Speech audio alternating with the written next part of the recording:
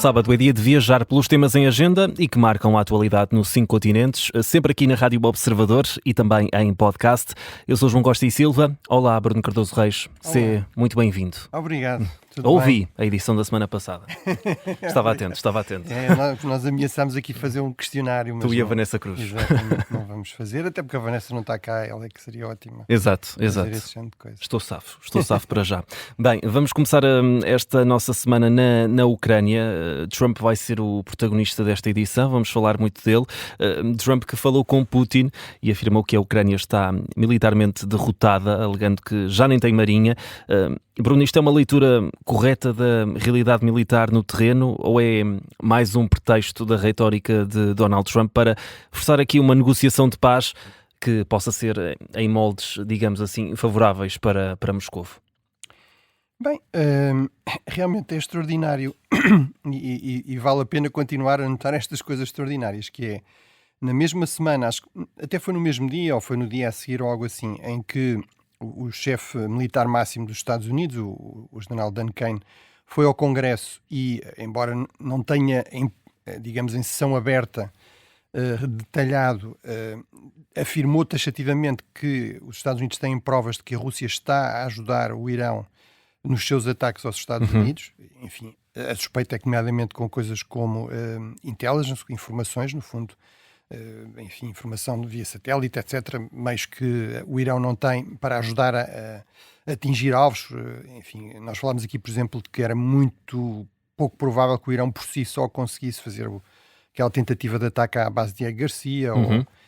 E, portanto, basicamente no mesmo dia, Donald Trump tem uma chamada de mais de uma hora com Putin e a conclusão dessa chamada é Donald Trump a seguir dizer a Ucrânia está derrotada. Ou seja, o que nós percebemos é, aparentemente, a Rússia estar a ajudar um inimigo dos Estados Unidos num contexto de um conflito armado, não altera esta empatia, esta confiança que Donald Trump tem em Putin. Nós já vimos isso, inclusive no primeiro mandato, Donald Trump a afirmar explicitamente que confiava mais no que lhe dizia Putin do que naquilo que lhe diziam os seus próprios serviços de informações. E, portanto, enfim, quero acreditar que os serviços de informações dos Estados Unidos estejam a dizer ao Presidente a realidade, ou seja, que isso de facto não é assim. Certamente terá sido algo que Putin terá dito a Trump, dizer que a Ucrânia não tem marinha, bem, isso realmente é verdade. Mas a Ucrânia não tem marinha desde 2014, nem sequer... Não é um fato novo. Não é um fato novo. Ou seja, a Ucrânia perdeu a sua marinha porque confiou nas garantias de segurança dos Estados Unidos e da Rússia, no chamado Memorando de Budapeste de 1994, como parte do esforço para acomodar as necessidades de segurança, de estatuto da Rússia. A Ucrânia aceitou bases militares russas, a manutenção de bases militares russas, nomeadamente a principal base naval russa no Mar Negro, em Sebastopol, na Crimeia, quando a Crimeia era território ucraniano. E como resultado disso, os russos utilizaram precisamente essa base e essa presença militar para, em 2014, ocupar a Crimeia toda e, de caminho, no fundo, tomar conta da marinha ucraniana, que também estava baseada aí no essencial. Obviamente, a Ucrânia basicamente tem costa para o Mar Negro, portanto era essa a sua base militar principal. E agora, já que estamos a falar de marinha, em termos de guerra naval, a Ucrânia está claramente em vantagem. Quer dizer, se há uma área onde essa vantagem tem sido evidente, é exatamente essa. Aliás, com grandes implicações para todos os Estados e para todas as marinhas, inclusive um Estado como Portugal, que é um Estado em que a segurança marítima deve ser uma prioridade, ou para os Estados Unidos. Basicamente, o modelo que a Ucrânia usou com sucesso para, basicamente, derrotar a frota russa do Mar Negro é o modelo que o Irão agora está a usar também.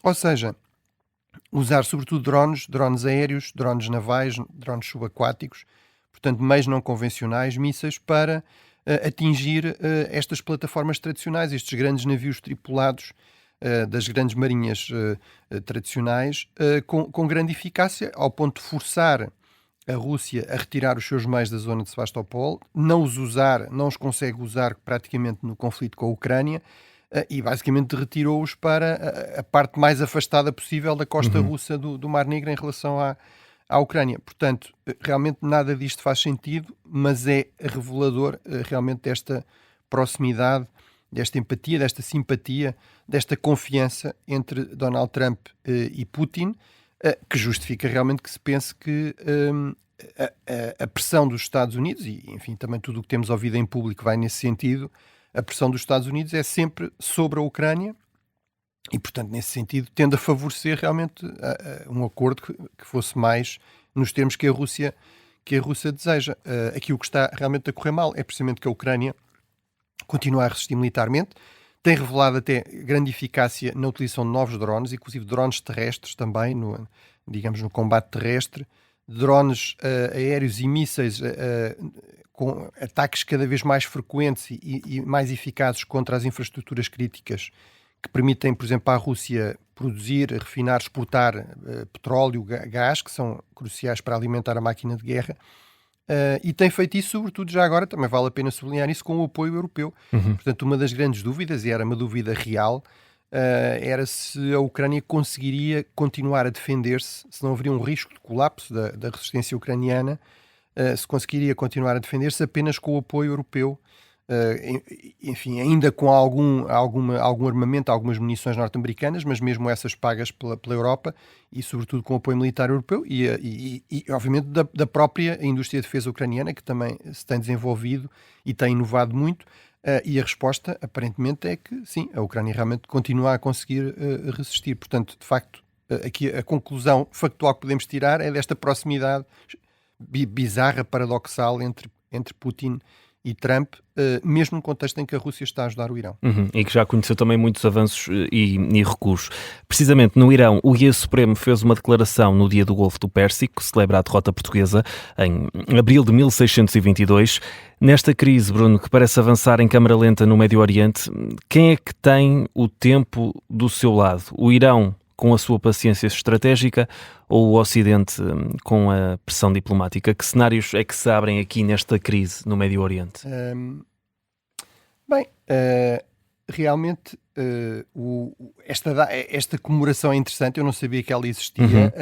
Não é assim tão antiga, mas portanto começa a partir de 2005 e faz parte, por um lado, deste constante cultivado de uma cultura estratégica de resistência contra o Ocidente. Os iranianos tendem a esquecer-se que, como já falámos aqui, a perda, digamos, de Hormuz pelos portugueses, que estavam na altura em união dinástica com Espanha, com os Habsburgos de Madrid, em 1622, é feita com a ajuda dos ingleses, portanto é no fundo o início da presença inglesa nesta zona, que depois se vai tornar hegemónica no século XIX.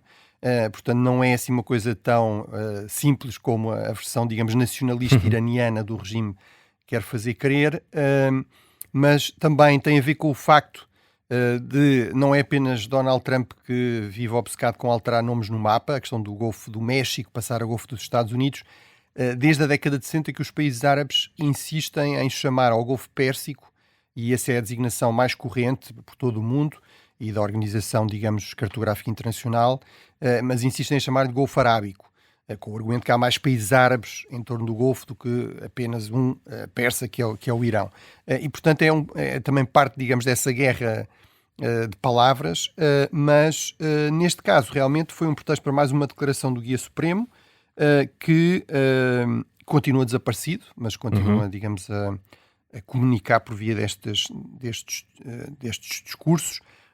E há muitas notícias a circular sobre esse desaparecimento, não é? Sim, é realmente algo muito estranho e, portanto, que justifica todo o tipo de suspeitas, desde que ele não está, desde que está em coma, portanto, no fundo é uma espécie de fantasma, de feiticeiro de Oz, algo assim, portanto, uma fachada para outros setores, nomeadamente a Guarda Revolucionária, setores mais duros, no fundo, tentarem dominar a agenda política iraniana, até que está gravemente ferido, desfigurado, etc. Portanto, há aqui realmente algo de estranho, mas a verdade é que é assim que estamos e, portanto, essas declarações têm algum significado. No fundo, procuram passar a mensagem de que o Irão está disponível para algum tipo de acordo, mas não a qualquer preço e, sobretudo, voltam a insistir nesta ideia de que o Golfo e que o Estreito serão iranianos a prazo. Isso realmente parece algo inaceitável e extremamente perigoso. Aliás, nesta semana já ouvimos, por exemplo, o Ministro dos Negócios Estrangeiros da Indonésia, que é um país que temos falado aqui muitas vezes, que controla o Estreito de Malaca e também o Estreito de Sunda, que são dois estreitos que são cruciais para ligar todo o Extremo Oriente, toda a Ásia Oriental ao resto do mundo. Como ele disse nesse discurso, à volta de 70% do comércio de energia que circula entre a Ásia Oriental e o resto do mundo passam por ali. Portanto, vem dizer, e se calhar devemos começar a cobrar também. Portanto, realmente falámos já aqui disso, mas temos aqui prova de que a questão cada vez mais está a ser colocada em cima da mesa, que é se isto é assim com o Irão, que ainda por cima este estreito é um estreito claramente internacional, ou seja, de um lado temos o Irão, mas do outro temos Omã, como também no Estreito de Malaca, de um lado temos a Malásia, do outro lado temos a Indonésia, mas se esta moda pega, no fundo, criamos aqui um precedente perigosíssimo. Mas, portanto, o que podemos concluir daqui é que, olhando também para as declarações do lado de Donald Trump, portanto, do lado do Guia Supremo, as declarações são no sentido: o Irão nunca vai deixar de resistir e nunca vai desistir do estreito. Do lado dos Estados Unidos, Donald Trump veio dizer qualquer coisa como o Irão já nem tem militares, o que mais uma vez também não é verdade. As estimativas dos próprios peritos americanos é que o Irão continua a ter à volta de 40% dos drones, 60% dos lançadores de mísseis, muito graças a abrigos subterrâneos, etc. Continua a conseguir lançar mísseis, atacar países por toda a região até o cessar-fogo. Continua a conseguir condicionar a navegação segura no Estreito de Hormuz. Mas, portanto, o problema aqui é que os dois lados parecem continuar convencidos que estão a vencer. Portanto, aqui a questão que colocavas é realmente central. Na verdade, a quem é que o tempo favorece? À partida, eu diria, se nós olharmos para o histórico, o tempo tende a favorecer, digamos, o ator aparentemente mais fraco, mas que opta por um conflito de tipo irregular, assimétrico, e que é o ator local. A grande potência que à partida teria vantagem, mas que, e mais meios, e que tem muito mais meios, mas tem de estar a projetar e a sustentar, a alimentar esses meios extremamente pesados, extremamente dispendiosos, a milhares e milhares de quilómetros do seu próprio país, e portanto tem de justificar isso constantemente em termos também políticos, não é? Estamos a falar de gastos, as estimativas andam entre 500 milhões e 1.000 milhões por dia. E, portanto, eu diria, o histórico aponta para o tempo favorecer mais o Irão. Ainda mais quando isto coloca um problema enorme à economia global. Nós temos estimativas de que, se isto não se alterar até setembro, basicamente em setembro temos um colapso, digamos, da economia dos hidrocarbonetos, com necessidade de racionamento extremo em termos de combustíveis, etc. Portanto, além do custo económico que se vai acumulando, e que já vemos na inflação do preço de combustível, dos fertilizantes, portanto, produtos derivados. E, portanto, tudo isso realmente aponta para uma vantagem para o lado do Irão. Agora, em termos de cenários, só para terminar, eu diria que há aqui um cenário que é o mais racional, que é avançar-se num acordo mais limitado para abrir o estreito enquanto se negocia outras coisas.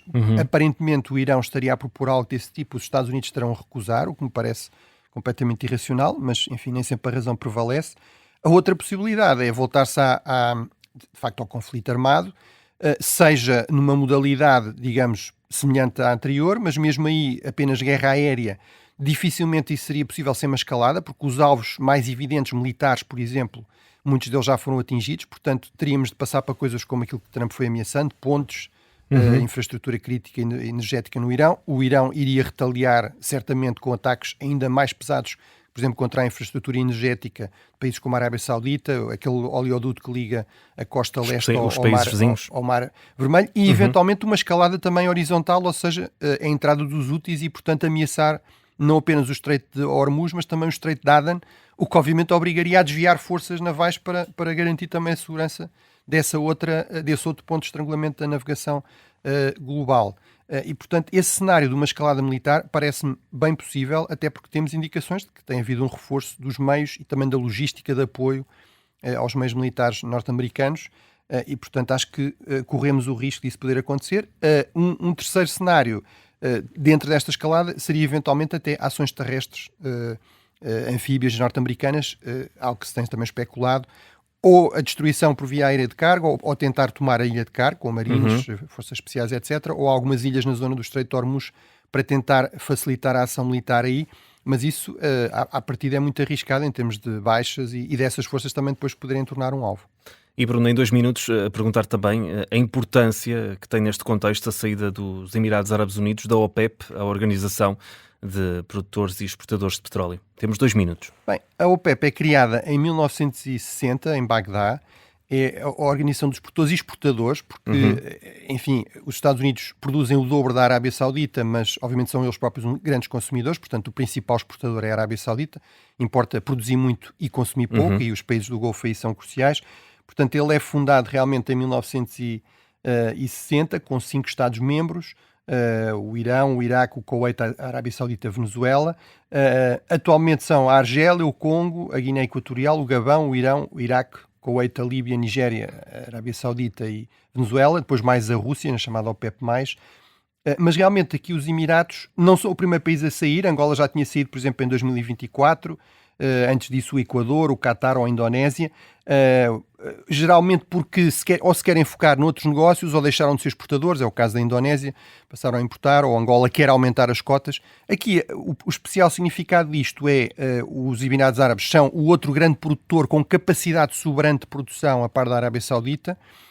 E, portanto, nesse aspecto tem importância e, sobretudo, significa também uma ruptura na coesão, digamos, na aliança estreita entre os países do Golfo. Significa que os Emirados Árabes Unidos estão mesmo muito chateados com a Arábia Saudita e outros países do Golfo que não lhe deram o apoio que eles achavam que deviam ter tido quando se tornaram o principal alvo dos ataques do Irão. Importa sublinhar isso. Os Emirados Árabes foram mais atacados do que Israel pelo Irão e, portanto, isto é um sinal realmente também dessa insatisfação e de que esta guerra pode criar problemas e tensões na região, para além simplesmente da questão do Irão ou de Israel. Neste caso está a criar claramente tensões também entre os Emirados Árabes e a Arábia Saudita.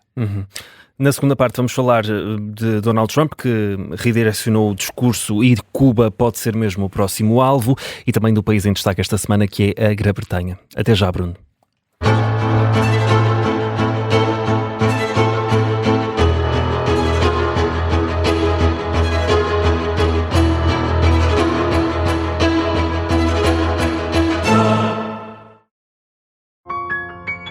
Eram sempre mais novos que eu.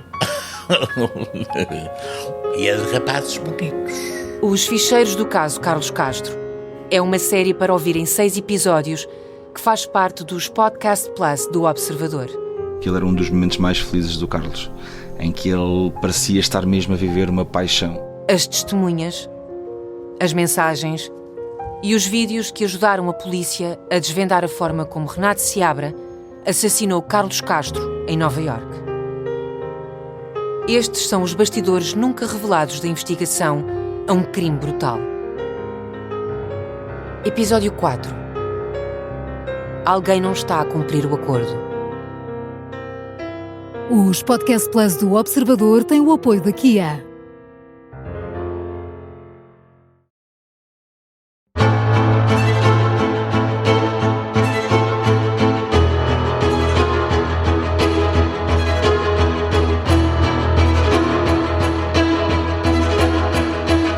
Estamos de regresso para a segunda parte do 5 Continentes. Eu sou o João Costa e Silva, está comigo também o historiador Bruno Cardoso Reis. Bruno, ficámos aqui com um assunto pendente da primeira parte, um assunto que foi desenvolvido ao longo das últimas horas, declarações de Donald Trump que ameaçou uma ação militar contra Cuba. Será isto uma boa ideia antes de resolver aquilo que falávamos na primeira parte, a questão do conflito no Irão? Bem, mais uma vez eu acho que temos de, eu percebo que haja pessoas que já estejam um bocadinho fartas de Donald Trump e de ouvir falar de Donald Trump, mas realmente ele, lamento, mas é o líder da potência, da grande potência mais poderosa a nível global e, portanto... Dita as regras nesse sentido. Nesse sentido é um bocado difícil ignorar coisas do género vamos atacar Cuba, não é? Mesmo que seja, e portanto era isso que eu queria aqui mais... Mesmo que seja, portanto, o normal, quando um presidente vai atacar um país ou ameaçar atacar um país, é fazer essas declarações, enfim, num contexto devidamente preparado, com um discurso também devidamente preparado. Neste caso, o que temos é, Donald Trump estava a falar, tanto quanto eu percebi, das alterações arquitetónicas na Casa Branca e portanto, a respeito disso fala do seu arquiteto preferido, com quem ele tem trabalhado muito, que é um cubano-americano, Rick Gonzalez. E depois, a pretexto, vamos pôr isto aqui entre aspas, não é? Portanto, já que eu estou a falar de Cuba, se calhar podemos ir a seguir invadir Cuba.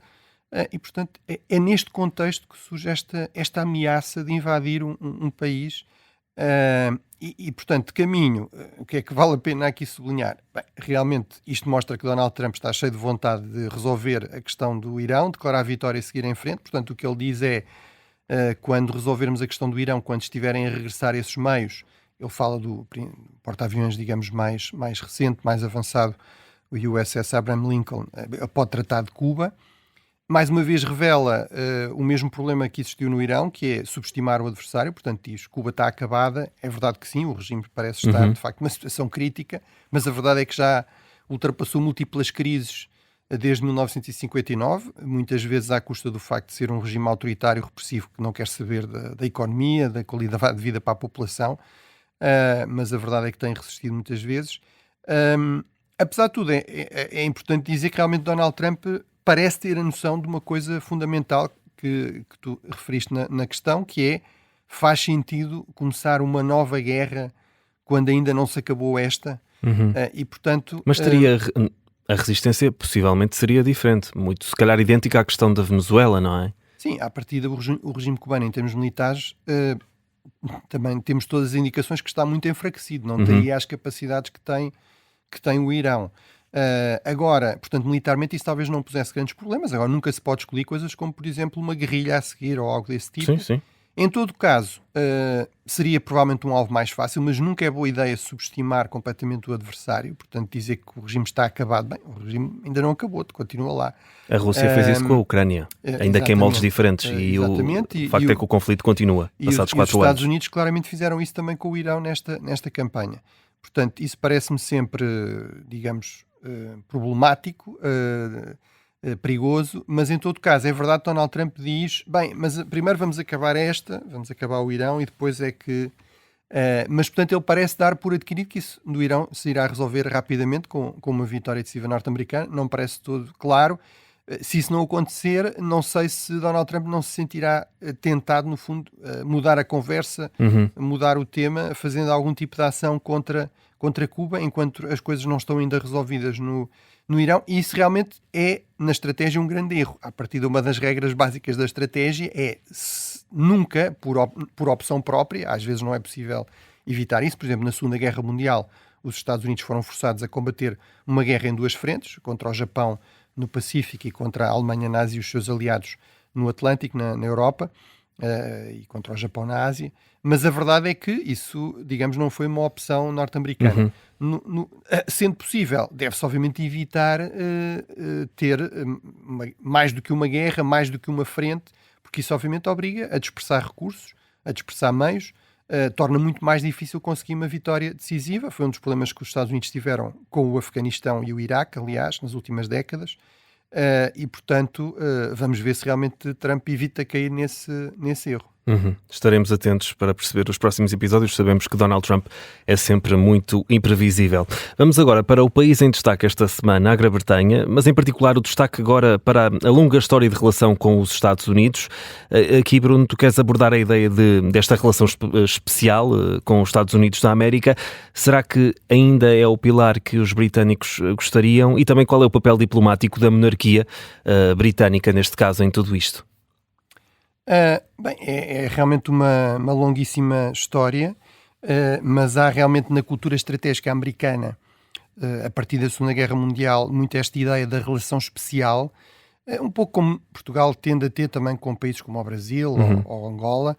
Portanto, no fundo, a ideia de uma antiga colónia que se torna realmente mais poderosa do que a antiga metrópole, e a antiga metrópole de alguma forma procura retirar algumas vantagens desta proximidade histórica, cultural, linguística, embora isso também suscite algumas reações. Aliás, precisamente coincidindo com esta visita, o atual embaixador britânico na Grã-Bretanha, portanto, foi passada à imprensa uma conversa que ele achava que era à porta fechada com um grupo de estudantes, embora provavelmente pudesse ter sido mais prudente, em que ele diz precisamente que não gosta desse termo, uma relação especial, acha que isso é uma coisa um bocadinho passadista e faz com que a Grã-Bretanha apareça como estando aqui numa posição, digamos, muito, a expressão em inglês é needy, portanto, muito à procura, digamos, de proximidade, de sinais de proximidade com os Estados Unidos. Mas a verdade é que isso tem sido um pilar na cultura estratégica, na política externa britânica há muitas décadas. Mas realmente a história é muito longa. Enfim, podemos talvez, para facilitar, dividi-la em alguns períodos para evitar, digamos...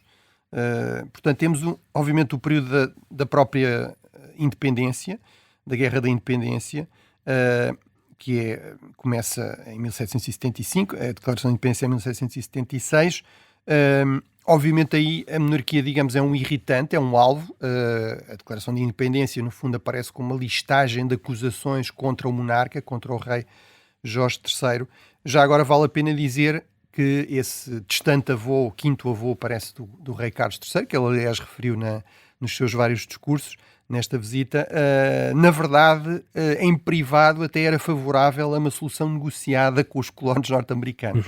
Achou que a linha dura do governo provavelmente não era a mais sábia, mas a verdade é que a Grã-Bretanha já estava a evoluir para uma monarquia constitucional, embora o monarca ainda tivesse muitos poderes nessa época, e portanto, o Jorge III, também na sua correspondência privada, eu, quando estive lá nos Estados Unidos, tive a oportunidade de ver uma exposição magnífica sobre os dois Jorges, o Jorge III, o rei da Grã-Bretanha na altura da Guerra da Independência, e o George Washington, que obviamente foi chamado Jorge porque o seu pai era um leal súbdito britânico e, portanto, em homenagem aos vários reis Jorges há uma ligação no século XVIII, mas que depois se torna, obviamente, o líder digamos, do exército independentista. Mas nessa correspondência, por exemplo, o Jorge III deixa claro que ele, no fundo, está a ser um rei leal ao Parlamento. Portanto, isto é uma guerra do Parlamento contra os colonos americanos e que ele está, no fundo, a defender o seu Parlamento, o seu governo, apesar de poder ter aí algumas dúvidas. Mas, portanto, esse período, basicamente há um período, podemos dizer, entre 1776 e 1815,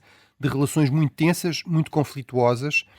Temos a Guerra da Independência, que termina em 1783 com um acordo de paz e o reconhecimento forçado da independência pela Grã-Bretanha, mas depois temos muitos momentos de tensão. É um período de guerras também, guerras globais, não se chamam guerras mundiais, mas, por exemplo, as guerras napoleónicas são guerras globais, sobretudo navais, e, por exemplo, aí a Grã-Bretanha tem esta política de tentar impor um bloqueio naval à França, e isso cria muitos conflitos com países neutros que querem continuar a exportar, a fazer comércio, como os Estados Unidos. Foi por isso que se tornaram independentes também, e muitas vezes esses navios são interceptados pela Marinha Britânica, e isso cria muitos conflitos e acaba por levar, aliás, a uma segunda guerra.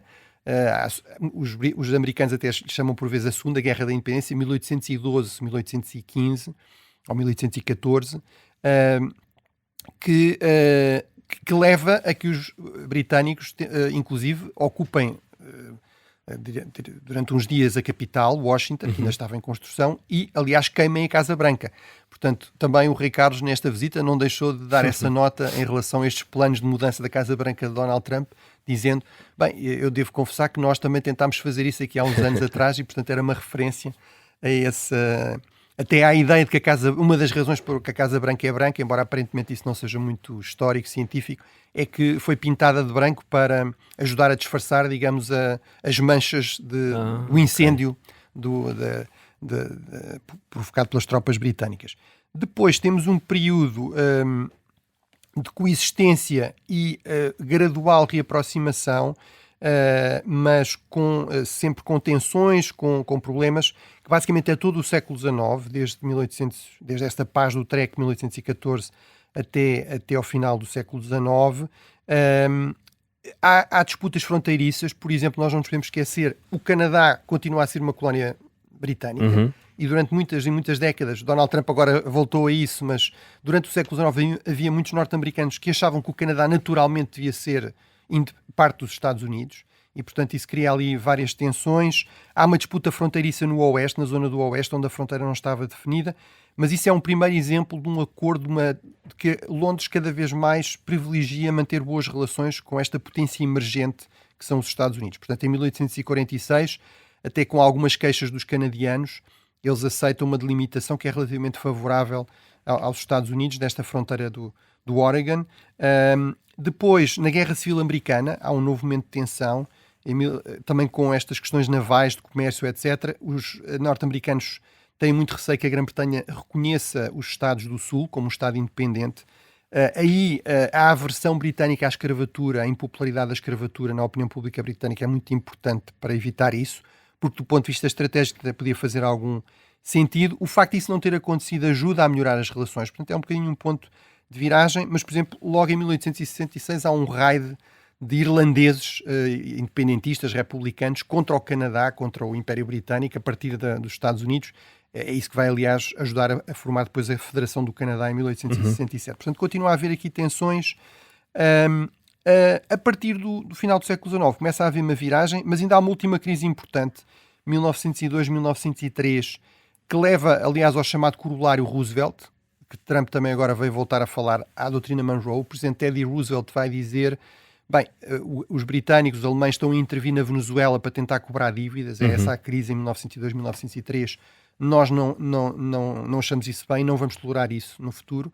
Vamos ser nós, se houver necessidade de algum tipo de intervenção militar para lidar com uma guerra civil, um Estado que nas Américas que não está a cumprir as suas obrigações internacionais, seremos nós a fazer isso. E a Grã-Bretanha acaba por aceitar isso. Também aceita arbitrar a delimitação de fronteiras entre a Venezuela e a colónia britânica da Guiana, que também já temos falado aqui várias vezes, desses conflitos fronteiriços que agora voltaram, e aceita no fundo resolver isso com mediação norte-americana, portanto reconhecendo no fundo um certo papel dos Estados Unidos. E depois o que temos durante o século XX é no fundo o começar do forjar dessa relação especial e depois o consolidar disso. Na primeira metade do século XX até à Segunda Guerra Mundial, ainda como uma aliança de iguais, ou seja, os Estados Unidos já são claramente uma grande potência. A partir da década de 80, de 90 do século XX, do século XIX, com a segunda Revolução Industrial, os Estados Unidos já são economicamente maiores do que a Grã-Bretanha, portanto uma economia maior, mais pujante do que a Grã-Bretanha, mas obviamente a Grã-Bretanha continua a ter o seu vasto império e, portanto, cada vez mais esta ideia, não de uma relação assimétrica com um Estado que está ainda a emergir, um Estado independente, jovem, frágil, no início do século XIX. Portanto, há aí uma relação especial, mas equilibrada, um pouco entre iguais. Por exemplo, durante a Segunda Guerra Mundial, obviamente Churchill está nas grandes cimeiras com Stalin e com Roosevelt, mas com a Primeira Guerra Mundial e, sobretudo, com a Segunda Guerra Mundial, realmente isso vai provocar um enorme desgaste do poder britânico, que depois ajuda a explicar a descolonização, o fim do Império, que acentua ainda mais esta assimetria crescente de poder entre a Grã-Bretanha e os Estados Unidos. Portanto, a partir de 1945, e portanto, obviamente aqui os Estados Unidos foram cruciais, a sua intervenção foi crucial para decidir quem vence a Primeira e a Segunda Guerra Mundial, ao lado da Grã-Bretanha, mas os Estados Unidos saem da Segunda Guerra Mundial, vale sempre a pena sublinhar estes números, basicamente com metade da produção industrial do mundo. Portanto, o resto do mundo, somado, produz tanto como os Estados Unidos. São a única grande potência, a única grande economia que não é diretamente atingida pela guerra. E, portanto, a partir daí, a Grã-Bretanha vai basicamente ter como prioridade a sua política externa não ter crises sérias nas relações com os Estados Unidos, ter as relações o mais próximas possíveis. E a crise do Suez, que é a última grande crise nas relações bilaterais, 1956, uma intervenção britânica e francesa no Egito, que eu, aliás, aqui referi também a respeito agora destas queixas de Donald Trump por a NATO não o apoiar no Irão. Bem, a NATO foi criada em 49, foi muito uma iniciativa também britânica e norte-americana, mas não está obrigada a apoiar ações militares britânicas no Egito, como não está obrigada a apoiar ações militares norte-americanas no Irão. Mas em 56 o presidente Eisenhower não só não apoia, como publicamente critica, distancia-se, pressiona os britânicos e os franceses a retirar. A lição da França, que a França retira disso, logo 2 anos depois vem de Gaulle, é nunca mais vamos estar dependentes dos Estados Unidos, autonomia estratégica no nuclear, por exemplo.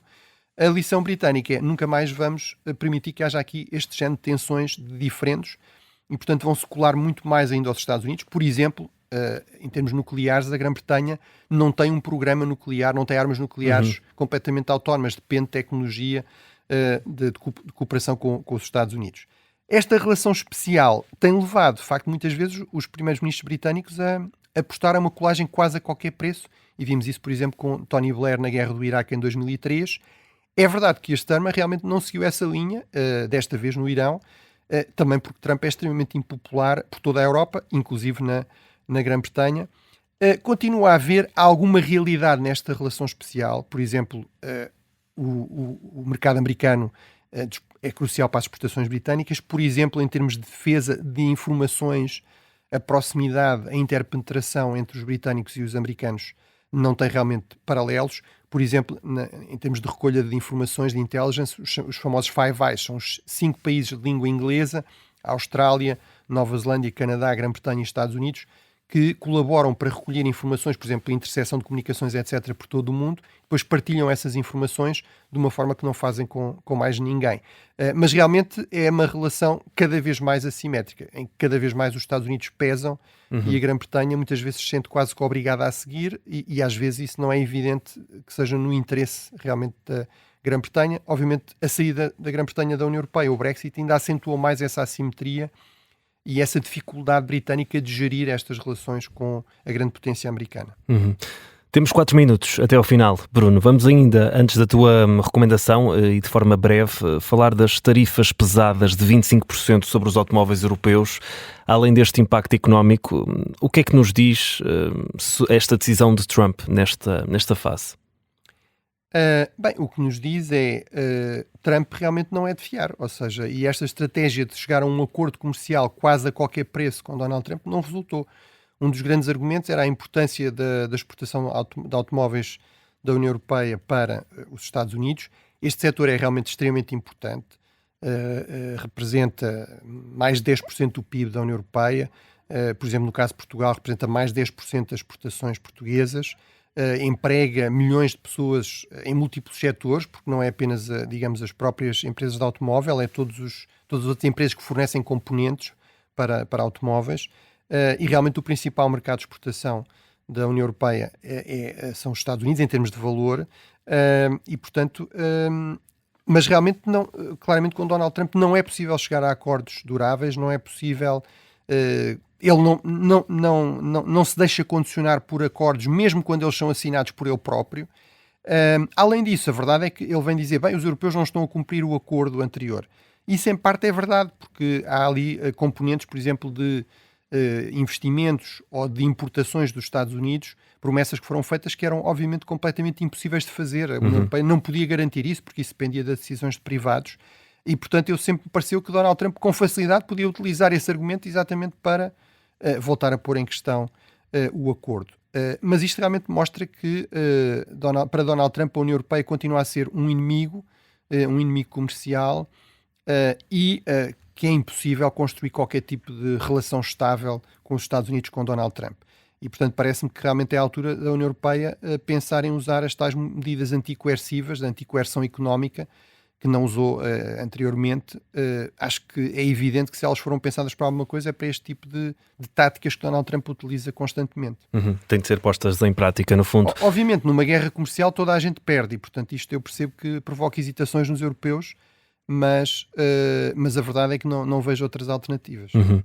Bruno, estamos mesmo aqui a chegar aos minutos finais. Vamos avançar já para a tua recomendação desta semana. Bem, a recomendação desta semana é um livro... Trazes contigo e tudo. Exatamente, um livro do Luke Kemp, A Maldição de Golias, a história, o colapso das sociedades e o futuro. É uma obra muito interessante, portanto, existe em tradução portuguesa, obviamente saiu recentemente. É uma obra muito interessante deste Luke Kemp, que é diretor, é um investigador do Centro para o Estudo do Risco Existencial na Universidade de Cambridge.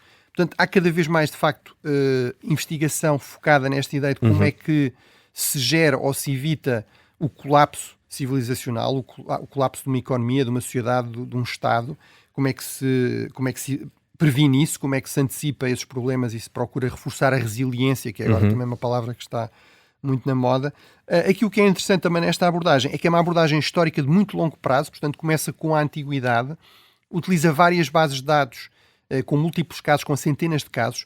Há alguns livros que já tentaram fazer este tipo de estudo, por exemplo, o Jared Diamond tem também um livro interessante chamado Colapso, mas com 3 ou 4 estudos de casos, por exemplo, a Ilha da Páscoa, etc. Portanto, aqui é uma coisa muito mais ambiciosa, de muito mais longo prazo, realmente uma história global, se quisermos, do colapso civilizacional, apesar de tudo, com um elemento um pouco positivo, portanto, não sei porquê, desde livros académicos a séries de ficção, agora há uma enorme, digamos, tendência para este tema, digamos, do colapso civilizacional, Mas a verdade é que o Luke Camp insiste num ponto que é, de facto, os seres humanos têm uma dimensão muito competitiva e conflituosa, mas também têm uma dimensão muito cooperativa, desde os tempos mais remotos, desde as tribos, digamos, com organizações mais básicas, que é possível verificar isso. E, portanto, o colapso civilizacional não é inevitável. Esta ideia de que há um apagão e de repente toda a gente começa a matar toda a gente, realmente não parece ser assim. As pessoas percebem que é inteligente cooperarem umas com as outras, desde que essa cooperação seja recíproca. Recorda-me só o título. Luke Camp, A Maldição de Golias, a história e o colapso das sociedades, o colapso das sociedades e o futuro, da Bertrand.